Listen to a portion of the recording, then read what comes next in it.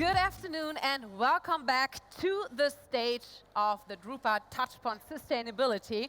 And our next panel discussion is entitled Digital Solutions, the Enabler for Sustainability. We have an impressive lineup of experts who will share their insights on how digital solutions can drive sustainability in the printing and paper industry.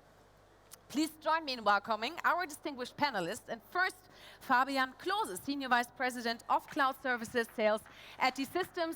He leads the Global Expert Sales Unit for T-Systems International Cloud Services, focusing on driving digital innovation through public cloud and sovereign platforms. And now the applause is yours. Hello. Better too early than too late, you know. Please take a seat. Second, Dr. Andreas Pleske, CEO of König & Bauer, a key player in the development of innovative and sustainable printing technologies. Welcome, Dr. Pleske. Next, Dr. Johannes Weibel, founder and CEO of Telusio. Dr. Weibel is a strong advocate of solving sustainability issues through digitalization and has extensive experience as a business development manager and consultant. Give him a welcome. Thank you. And last but not least, Thomas Schiemann, Managing Director of the VDMA Printing and Paper Technology Association, with a wealth of experience in the industry. Welcome, Thomas. Thank you. So, Mr. Schiemann, I directly start with you. Okay. With your extensive experience in the Industry 4.0 and its application to new sectors, before we delve into the topic of digital solutions, how do you assess the digital readiness of the printing and paper industry? Where do we stand today? We have a very great position, I think, in the printing and paper technology. All the members are very engaged with the digitization activities. They work with cloud providers, with software providers, and they have an increasing effect of the economy part. And I think the digitization is a very important thing. But if I take a look into my former role, I was responsible for Industry 4.0, as you mentioned. We have the situation that some manufacturers are working in silos. And I think we should discuss it later on here on the panel. But I'm very convinced that all the people are very engaged with digitization and they have a very good position there. But I think there is something you could improve in the future. So the commitment is high. Yeah, not only the commitment, even the realization phase, but I think there is some way to go. Okay. Dr. Pleske, what roles do digitalization and sustainability play at König & Bauer's corporate strategy, and which stakeholders are the main drivers for these megatrends? I try to bring this big question down to very practical situations. As I said in the forum before, at the end, if somebody doesn't buy our equipment, then we can have the most nice sustainable things in the world. It doesn't help. So it's all about cost. And how can we marry cost and sustainability? To give you an example, how we do that with digitization. A offset printing machine is something like an ICE train. It weighs tons. It takes a lot of energy to accelerate it, bring it up to speed. And it takes a lot of energy to bring it back to a stop. It's maybe 20 meters long with lots of cogwheels and so forth. So an example of what we can do is we can put sensors in there. We call that concept visu energy. We visualize energy consumption. We put the sensors in there who measure the energy consumption. And now imagine if you drive a car. It doesn't matter if it's an electric car or if it is a traditional car. And if you drive your car like that, full stop, full stop, full stop, what will be your average consumption of fuel per 100 kilometers instead of that? So what these sensors do, they try with algorithms. Fancy people call it artificial intelligence, but it's an elaborated algorithm.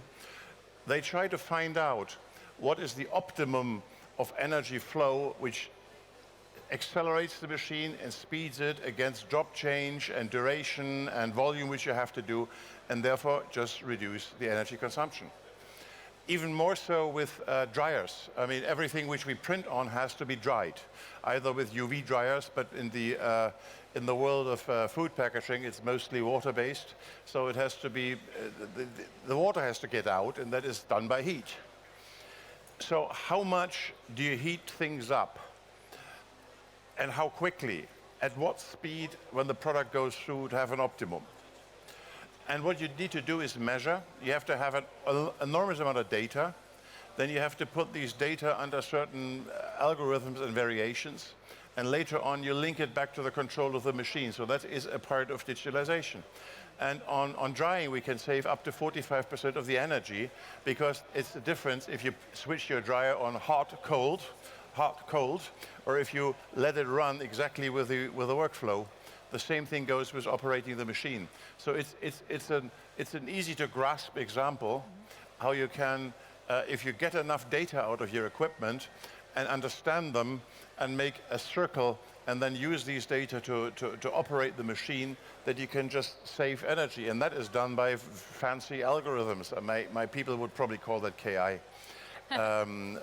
But that's what we do. So yes, and then we tell the customer, my dear customer, we have something called visual energy. It says, oh God, how much does it cost? And we say a lot, because it's wonderful, but it saves you more than it costs you. And then they say, I listen. Thank you. Mr. That's Klose. the story. That's the story. Thank you very much for that story. Mr. Klose, digitalization and sustainability are terms that you are naturally associated, and also associated with the cloud. And that's your area of expertise. You're involved in numerous digital solutions projects.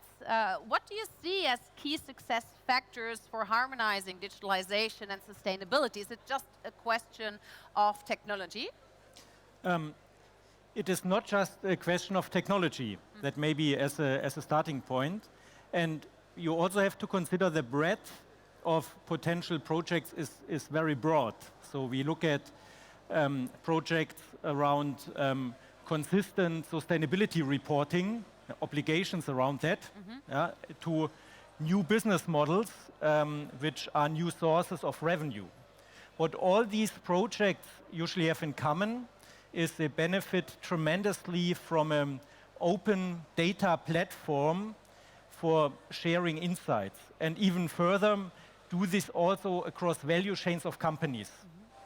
And just to give you two examples, one project we support, or one foundation, is the Data Land Foundation, which focuses based on an open cloud technology from T-Systems to share such data across industry value chains. Or with Heidelberger Druck, we implemented a manufacturing cloud system and attend their digital journey. So success factors are three I want to highlight the most. It is take care or think about the cloud foundation or the foundational platform for the data. We also talk on data rooms there. It is find the right business lever, which has also a business impact regarding the project you start with, and take care of the people. So implement change agents early on, and take a focus on skilling, promote skilling of employees, and also promote it heavily. Yeah, thank you. Dr. Weibel, you have published the product carbon footprint study about 1.5 years ago with a recent update. I'm curious to hear your core insights about this study on the current market attitude towards sustainability and carbon footprint. Tell us. Yeah, sure. So in cooperation with LMU Munich, the University of Munich, we once a year publish our product carbon footprint study about the challenges and opportunities in the machinery and also in the printing press industry. The product carbon footprint basically describes the impact, the climate impact of our product along the value chain. And what we see as main insights are, on the one hand, that the overall topic is mainly driven by customer inquiries, basically the customer of the printing press producers, and by regulation, especially in the EU. And what we also see is that most of the companies are still very in the beginning of this overall topic. It's coming. It's very in the beginning of a coming up wave, I would say, for the next years. So most of the companies we talked to during that study haven't started yet, or maybe it's just started like doing this product carbon footprint calculation for one exemplary product, but not for the whole product range. And to broaden this calculation and this reporting for all products, and this is then related to our topic here on this panel, is only possible with a digital solution, with a digital platform you need, where you can basically manage all your products in a very structured and digital way. Interesting. Could you, Dr. Pleske, could you give me quickly one example of digital solutions from Koenig & Bauer? That would be very interesting, that support your customers' sustainability goals in the printing and packaging industry. Very quickly, there would be visual energy, which I talked about. Another one is called predictive maintenance. That means that you learn very early when you have to replace parts. That means you can do it more efficiently, as if something is a problem and then you need to fix it. So that would be probably the two biggest ones. The third ones would be to have a continuous workflow. So to have only one PDF document which describes what you want to print and send it through all these printing machines in one go. Again, all of these things can be then optimized. It's way more efficient than if somebody does it all by hand. And it's efficient, including the CO2 emissions, but it's also efficient in the sense of uptime and downtime of machines. Exactly. So it's both. Yeah, thank you. Dr. Weibel, with your startup company Telusio, you are helping manufacturing companies to make their products more sustainable and reduce CO2 emissions. Koenig & Bauer is also your biggest customer, as I heard. Let's take a closer look at this pioneering best practice. What does such a process look like? Yeah, sure.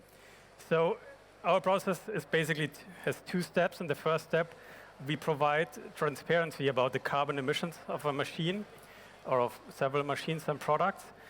We usually do that with our software, with our learning algorithm, which with we are able to calculate the carbon emissions in the supply chain and in the production process of the production of a machine. And we do this very automated, data-driven, and are externally certified for our approach. And in a second step, based on this transparency regarding the carbon emissions, we're able to identify carbon hotspots, so which materials, which production processes emit the most carbon emissions. And based on that, we are able to advise and recommend reduction measures, for example, to substitute specific materials, to have more eco-design in the production or production design, maybe also to look if different suppliers at different locations are better with a better footprint than the suppliers you currently have. And with this overall approach, we usually achieve around 30 to 40% of reduction in the carbon emissions. Wow, okay, that's impressive. That's impressive. Mr. Klose, let's be frank. How important is sustainability to your customers? Is it overrated or really critical? It's really critical and it's really on the radar. So first of all, I mentioned already reporting. That is an obligation every company has to fulfill. And the question is then what you make out of the immediate need to look for data gaps, to look for data consistency, to fulfill the short term. And if you invest in a solid foundation, also to share data with stakeholders in the industries. And one topic we are engaging in as Deutsche Telekom, also with VDMA, is Manufacturing X, which is looking for such alignment throughout the industries based on a data room concept. And actually, for example, also a customer out of the media industry approached me and said, reporting around sustainability is really important for every single newspaper delivered through the entire value chain. Can I help to also ally with the printing industry? So it's also a convergence across industries. Yep. Apart from that, it is in many topics, also new topics which arise. So the sad side on sustainability, which is climate catastrophes, which require different kind of IT systems where we as Telecom engage in. Or the famous topic of the sustainability targets, which are also a trigger. For example, we as Deutsche Telekom has very strict targets on the pathway to Paris. Our open telecom cloud is already carbon neutral to fulfill those targets, and customers more and more request it. So it is then a win-win. So we as Deutsche Telekom take care for sustainability, and more customers say they need cloud platforms which are then sustainably operated as a measure to make business. Yeah. Also, in another forum, we also defined sustainability as one important competitive advantage, right? Yeah. Dr. Pleske, looking at the entire value chain, from substrates to printing, product use, recycling, circular economy, where do you see the greatest potential for digital solutions to improve sustainability?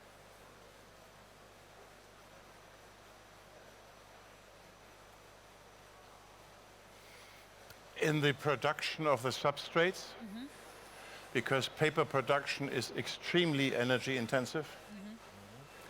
So the substrate discussion will be a discussion where one will look at that. The printing on a square meter of paper doesn't take so much energy as producing a square meter. Plus, it's not only about energy, it's also about water. Yeah. So that'll be that. And the next thing will be waste. How much do we overproduce, which we actually don't use, because we don't get it just in time and just in sequence? For example, the pharmaceutical industry produces an enormous amount of boxes per batch job, and they just have it sitting there, and every couple of years they throw them all away, because they don't know what exactly the demand is. They have a wave of a virus, and then they need them more, and they can't wait for a production time of 4 weeks for their converters. So don't quote me on that. But it's waste. And the third thing would probably be logistics. Logistics being that what we transport in our business is very heavy. If you look at a printer, it's a big building. And in the middle of that big building is a tiny little machine. And on the in-bay, you have 28 trucks per 2 hours coming up, unloading tons of material on a web. And on the outgoing bays, you have 28 trucks per hour or per watt shipping that stuff off somewhere. So the logistics is, if you look at the whole value chain, is something which is to be looked at. So big companies like an internet sales organization which starts with A, they think, wouldn't it be nice if we had the whole paper box production at our logistics center? So we just have a whole pile of paper, and then as the demands of what customers like you and me buy from that company, which starts with A, come in, we produce boxes fitting to the size, small, big, large. So we don't produce that much, we don't ship that much air, and we don't need to put so much filler in it. And that box is then individually printed on with a shipping label and a QR code and so forth, and it gets shipped out. And once we do that, the shipping code goes to the logistic provider. So wouldn't it be nice to have something like that? If I talk about science fiction, I think the nicest thing would be a machine in which you fill paper of uniform size, and out of that machine comes on demand, in sequence, fully printed boxes for that particular purpose, big, small, little. That's science fiction. But to bring the logistics chain, make logistics chains shorter is certainly something. Yeah. Because what we ship in packaging is tons and tons and tons of weight. Yeah. Thank you. Yeah. Dr. Weibel, in terms of your experience with Toulouse, where do you see the greatest potential for CO2 savings in the manufacturing industry? What we see is that like 85% of carbon emissions, CO2 emissions, are emitted in the supply chain, not in the production of a product. Okay. And So there are two focus points. On the one hand, your supplier for all pre-products, and also the usage phase of your machine. And what we recommend is that on the one hand, regarding the supplier, and continuously engagement of your suppliers to have more eco-friendly production processes, to purchase more eco-friendly energy, electricity, and so on, has a huge impact on the overall carbon emissions of our product. And on the other hand, regarding the usage of your machine, for example, a printing press machine, having more efficient, energy-efficient machines and engines, lower the amount of energy what is needed and used. And these are the two main leverages you can have and do. Yeah. Mr. Schiemann, from the perspective of a printer and factory owner, what does the market need to position itself strongly for the future? Thank you very much for this question. From my perspective, it is very necessary to have a perspective change. Let's take a look from the printing house. The printing house regularly do have different manufacturers in place.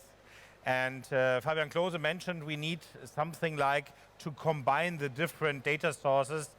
For example, with Manufacturing X, we as VDMA are suggesting to our members and to all other partners.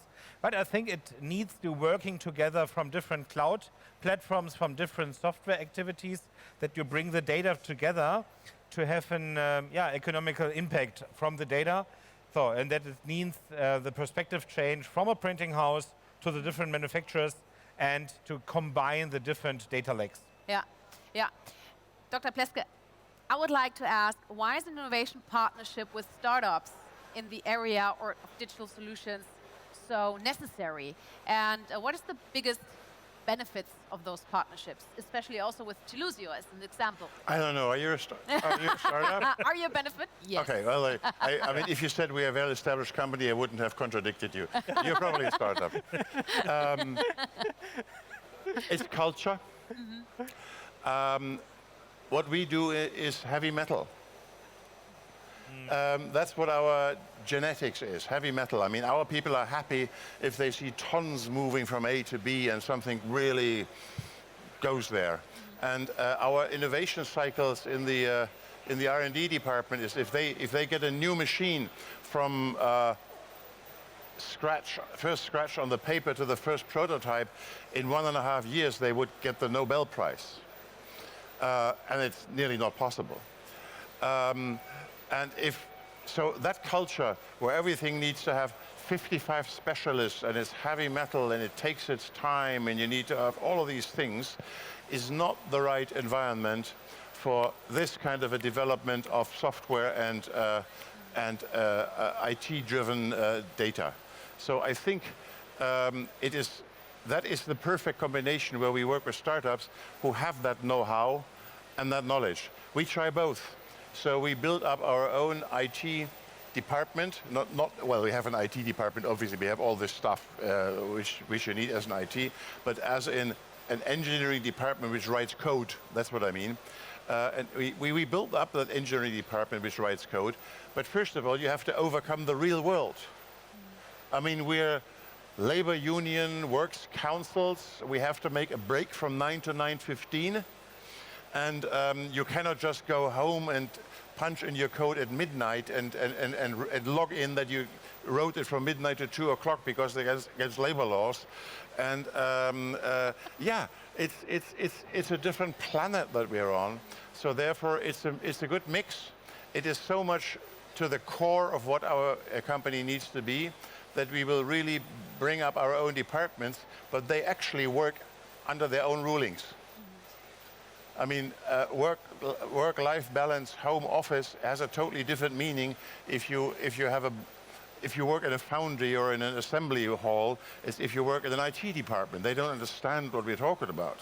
So it's both. We build up our own people, but we also work with people like Telusio who bring speed and a different culture into the game. But it is too important to do it only with the Telusios of this world. So we have to gear up our own environment and culture. These days it's more a subculture, but one day it'll be a culture. And then we'll do the heavy metal part, and we'll do the data part world. And the curiosity, Yeah. of course. Yes. Dr. Weibel, you've also prepared a joint exhibit with Koenig & Bauer here at the Touchpoint Sustainability. What can our guests expect here to see? Tell us. Yeah, so we prepared our success video where we basically describe our innovative approach, how we calculate the product carbon footprint of a large machine of Koenig & Bauer. It's actually right this booth here, or the stand here on the left-hand side from me. And we explain very in detail how we calculate the carbon emissions in the supply chain, also in the production process, in our digital data-driven automated way. How we were able to solve this gap that a lot of suppliers have no primary data regarding the pre-production of products you purchase. And we also explain our specific approach that, sorry to say it, but Koenig & Bauer had some gaps in their own data, how we closed these company data and were able to calculate in a very detailed and with a high level of automation and quality the overall emissions. And with that, we enable Koenig & Bauer to offer climate neutral printing press machines in the future. So that was the foretaste. Of course, you are invited after the panel to visit the exhibit. Thank you.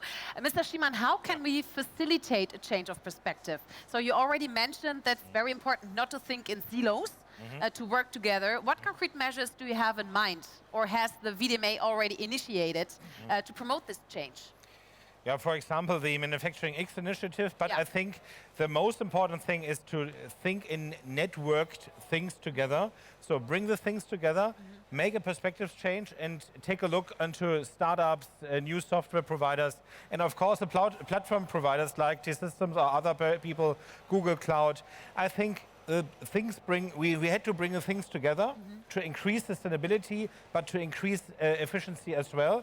And I think the drupa will be the best place here in the world to bring the digitization and the hardware together. Heavy metal. Heavy metal. Very good. Are there any questions? I would like to open the floor for questions. So just lift your hand and we will overhand you the microphone. Otherwise, of course, I have more questions.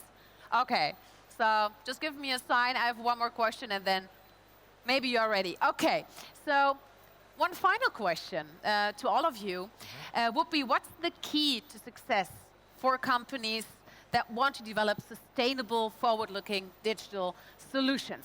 Mr. Klose, you first. So the time for doing just something on sustainability is over. So go for real change and engage as a leader and set the right signs from the top. Thank you. Dr. Weibel, what would be your perspective? Have a clear strategy, start in small steps. Probably also makes sense to have an external partner with the digital DNA who could support you, and having well-prepared own company data. Mr. Schiemann, what is your key to success? Try and error. Be open for failures and take a look from the customer perspective. Thank you. Dr. Pleske, last but not least, what is your call to action? Every job which needs to be done by somebody. No job is done by itself. So you need two things. You need the tone from the top, that you say that's important, and we do that. But you need the people to do it too. So you need to bring the right people either from outside in, or you have to have the right people in your company which you develop in that direction. It's new tasks, it's new requirements, it's new things. So it'll always be a mix of bringing people from outside in, or having partnerships with startups, or bringing your own people to it. It's bringing people onto that task, plus give that task as a tone from the top a high priority. Nothing more complex. The nice thing about executive is say, would you please do it? And I don't have to know how to do it. Thank you. As I've learned, also the printing and paper industry is a people's business. Yeah. That's very important besides the technological innovations we have.